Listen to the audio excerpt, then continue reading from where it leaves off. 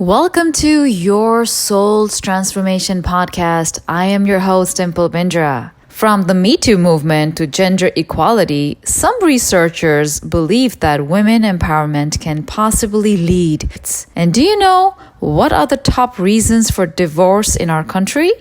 According to marriage.com, infidelity, money, lack of communication, constant arguing, unrealistic expectations, lack of intimacy, weight gain, lack of equality, and sadly, abuse. And we need solutions to our problems, don't we? So let's find out the views of our special guest today. He is a globally renowned spiritual leader, a celebrity, and he has spearheaded an unprecedented worldwide movement for a stress-free, violence-free society. Through so many programs and teachings, a network of organizations including the Art of Living and the International Association for Human Values, and a rapidly growing presence across 155 countries. He has reached an estimated of 370 million people. He developed unique, impactful programs that empower, equip, and transform individuals to tackle challenge. Please help me welcome Sri Ravi Shankar to our show, Your Soul's Transformation Podcast. Welcome, Sri Ravi Shankar. Sri Ravi Shankar, thank you so much for joining us. Today we'll be talking about insanity overriding humanity. My first question to you is, why are rapes happening all over the world and what leads to this sexual aggression? Any type of aggression is where the human values have been buried. It is due to stress, it is due to lack of sensitivity, lack of care and concern for others. It's just degradation of values. How can we end this rape culture that's happening all over the world? First of all, let us say that we cannot brand it is a culture. What we need to see is it is a disease of our humanity. And this disease which has overtaken humanity. See, once you say it's a culture, then it means that we are trying to cultivate that type of attitude, but it's not so. I see that this is lack of sensitivity, lack of care and concern for others, and basically people are not educated enough in values of honoring others, respecting others. The importance of non-violence in life has not been emphasized enough. So you're saying we should not call this a rape culture, we should call it as a rape disease? Yes, it's a problem that is facing the world today. Right. There are two types of problems that we are faced with. One is aggression and violence. On the other side is depression and suicidal tendencies. These two extreme tendencies of the human problem that we are facing need to be addressed ASAP. Otherwise, we'll be nowhere. Absolutely. So there is an urgency, a need to educate people, make them sensitized, make them aware of the value of non-violence in life. See, today, aggression somehow got itself latched with masculinism or machoism or pride. Someone who is very aggressive is considered to be the hero. So how can we cultivately educate and empower the women and children who have been traumatized because of this? Trauma relief is something that we need to do, and using breathing techniques, you are able to do it very fast. Breathing technique, meditation goes a long way curing this, trauma. And we have tried this all over the world now, whether it was tsunami or post-war or PTSD that people are experiencing, the veterans. Breathing exercise combined with meditation and Sudarshan Kriya, which we are teaching all over the world last 40 years, has proved to be a most effective tool. Sri, our society has consciously or unconsciously implanted in our male youths that females are an object or a commodity and something that they just can possess. How can we reach a stage where we teach our youth males to have respect for females and also to learn how to end gender gaps and promote equality? Gender equality should be promoted at any cost, Like we promote dental hygiene. Like the gender equality should be part of education. Mm-hmm. And we in the Art of Living Foundation lay a lot of emphasis on gender equality and girl-child education. Very good. In the third world countries where usually people don't care much to educate children, anyway, she is a homemaker, and what is the need for her to go to college or high school and all that. This is a general attitude that people have, and especially women themselves have this type of attitude. They don't like to send their child to school.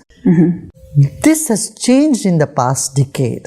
There are many NGOs who are engaged in doing this. Governments are coming forward to, take up this issue.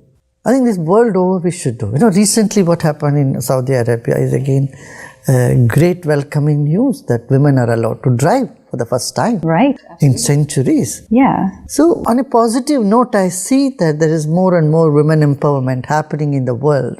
If it is happening in Saudi Arabia, if it's happening in the Middle East, and in the Far East, and in the Asian countries, in South America, in Africa, this is something that we should be happy about it. Oh, good. Okay. So we also have this rise in teen pregnancies in our country, especially US, UK. What are your thoughts about it? If it's an accidental pregnancy in teen, again, it's a matter of concern. And they need to be educated. I feel they need to be educated on the dangers of teen pregnancy. Women are being more independent in our culture. While that is a good sign, we also see a rising trend in broken families, divorce rate going high, and the impact that has on children. Could you please share your thoughts and why this is shaping this way? And how can we help robust a family environment and nurture a right work-life balance for our professionals? Yes, divorce rate should not be linked to women empowerment or women being independent. It should be seen as a basic issue of breaking down of communication, lack of trust, and stress. And stress is the root cause of all this. Absolutely. But see, neither at home nor in school anyone teaches us how to get rid of stress, how to be more flexible, adaptable, and yet move forward with our own vision. You have a vision and your spouse has a vision. They don't need to clash with each other. You can have independent vision, yet there can be a synergy between them. This awareness can be created only through a calm and a creative mind, not destructive mind. For a calm and creative mind, you need a meditation. Okay, because I was going to ask you, there are a lot of men that are suffering from this, especially when the women are becoming more independent and they just go out, to work. And then a lot of men feel that there is no synergy between the relationship. So what message do you want to give to all the men out there who are actually seeing the women who are being empowered and who are becoming independent, but then the women initiate the divorce? I would say meditation and workshop like what we are doing would help them a lot. Okay. It will help them to keep their communication at a very high level. See, when communication takes a beating, when a couple came together, they have come together to make their life a celebration, bring joy to each other and to the whole family. Now, what is it that can bring us joy? What is it that can keep us together? They need to ponder on that. And for that, you need a stress-free environment, a trusting environment. Absolutely. And they both have to create that. There are number of techniques, number of, meditation techniques, breathing techniques that we teach, and that has helped many, many, many families around the world. Okay, good to know. Thank you. So we do see majority of the population being diagnosed with heart-related issues, substance use problems, and issues like mental illness. And this has evolved in the past decade within the population of 20 to 40 years of age. How can we improve the overall wellness of youthful population that today is distracted by technology, disrupted by overindulgence, and destroying themselves with the wrong lifestyle? Always on the phone, always on the phone, especially in the Bay Area. And when I'm driving, I literally see people being on the phone 24/7, and I'm like, oh my God, what can we do about this? Yes, I understand this very much. I've been facing these issues every day that people say, has technology overtaken our lives? Yes, technology should not be blamed for it. Although, some people tend to blame technology. Says technology is the cause. It's not the technology, it's our own attitude. Because we have not been told anything else other than that. We have been living in a virtual world. So from there we need to come to real world. When there is a real world conversation, real world engagement with people. And again I come back to the same point, meditation. People who are fond of meditation are, when they get the taste of meditation, how that inner peace is so important, so essential for everyone's sane living, a normal living. Then they know the limit, how to use the technology rather than make technology use you. Interesting. Good point. Thank you. In your view, is mental illness growing? And if so, what parts of the world and what might be the root cause? Lack of trust in each other, isolation without a purpose, and stress. Again, we had to come back to the same point. As I said in the very beginning, stress either make you very aggressive, or on the other side it can make you depressive. So depression, anxiety, and a sense of suicidal tendencies are all, in yogic science we call them, are a sign of low prana, low energy in you. So according to Ayurveda, we say, when the prana level goes up, and you just come out of these tendencies.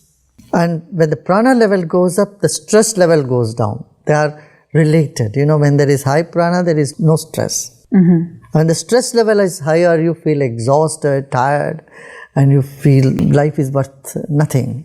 Right. We give so much time and value to the amenities for life, but we are not attending to life itself. In Art of Living, the very aim of Art of Living, purpose of Art of Living, is to give emphasis on life force.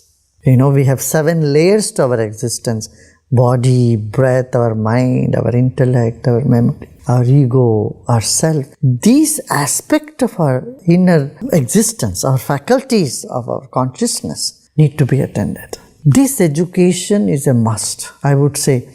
See, a violence-free environment is that we all want. Nobody likes to be in an environment which has violence. Right. A violence-free environment, a disease-free body, confusion-free mind, inhibition-free intellect, trauma-free memory. No one likes to walk around with a traumatic memory in their mind. Exactly. We want to get rid of all those trauma and make our memory sharper. And a sorrow-free life.